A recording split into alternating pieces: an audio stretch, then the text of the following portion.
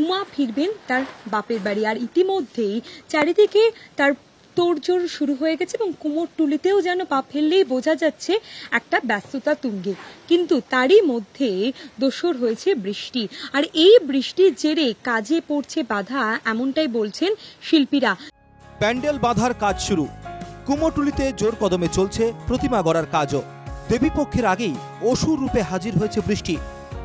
অবিরাম বর্ষণে শহরের রাস্তাঘাট যেমন বেহাল অবস্থা, তেমনই দুশ্চিন্তার ভাঁজ পড়েছে মৃৎশিল্পীদের কপালেও। এইবার বৃষ্টি নাজাহাল করে দিচ্ছে।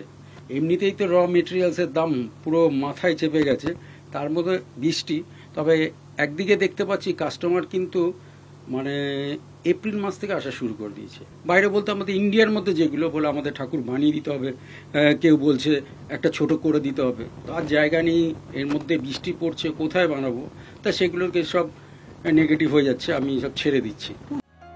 প্রতি বছর রাজ্য সরকারের তরফ থেকে একটি করে ত্রিপল দেওয়া হয় মৃৎশিল্পীদের, কিন্তু এবছর এখনো পর্যন্ত কোনো ত্রিপল দেওয়া হয়নি। নিজেরাই তাই ত্রিপল কিনে মূর্তি বাঁচাচ্ছেন মৃৎশিল্পীরা। যদি দেখা যাচ্ছে যে মানে খুবই বৃষ্টি হচ্ছে, তাহলে দোকানের মধ্যে কাজ করে বড় বড় টেবিল ফ্যানগুলো, যে স্ট্যান্ডিং ফ্যানগুলো, ওগুলো লাগাতে হবে। লাগিয়ে ঠাকুর তো আমাদের ডেলিভারি সে দিতেই হবে। হ্যাঁ, তখন তো আর বৃষ্টির কথা মানবে না, তখন ওরা পলিথিন নিয়ে আসে, মুড়িয়ে নিয়ে চলে যায়। না না না না, এখনো পর্যন্ত না। আমাদের শশী বাজার একটা করে পলিথিনের ব্যবস্থা করে দেয়, কিন্তু দেবে নিশ্চয়ই, এখনো দেয়নি। বৃষ্টি যতই দুশ্চিন্তার কারণ হোক না কেন, এবছর বরাত ভালোই হয়েছে বলে জানাচ্ছেন মৃৎশিল্পীরা। দামও বেড়েছে প্রতিমার। অন্যান্য বাড়ির তুলনায় এবার বৃষ্টিটা যেন একটু বেশিই হচ্ছে, তো সেই একটা অসুবিধা। মাটির জিনিসে তো ভিজে গেলে তো বুঝতেই পাচ্ছেন ক্ষয়ক্ষতি হয়, সে একটা অসুবিধা আমাদের হচ্ছে। হ্যাঁ, চিন্তা একটা আছে। আর একটা ব্যাপার যেটা আমরা আবহাওয়া মানে দপ্তরের রিপোর্ট দেখছিলাম, যে আগামী তো সম্পূর্ণ সেপ্টেম্বর মাসটা জুড়েই মানে হয়তো খাপছাড়া বৃষ্টি হয়তো এরকম লেগেই থাকবে। পুজোর সময়তেও যদি বা পুজোর আগেতেও যদি এরকম বৃষ্টি হয়, সেক্ষেত্রে আমাদের কিন্তু প্রতিমা ডেলিভারিতেও প্রচন্ড অসুবিধা হবে, বাধার সম্মুখীন হতে হবে।